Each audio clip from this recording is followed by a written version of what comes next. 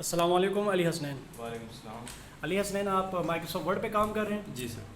हमें बताइएगा कि माइक्रोसॉफ्ट वर्ड में सिंबल्स की कमांड क्या है इंसर्ट करने की। सर इसकी जो शॉर्टकट कमांड है वो है Alt+IS।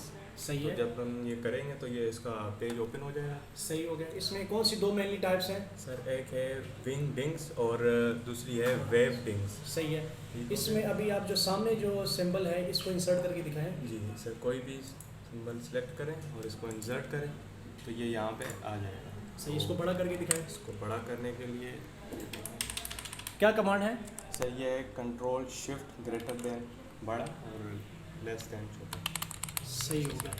अगर इस कैंची को कलर देना चाहते हैं तो क्या कैसे कलर देंगे।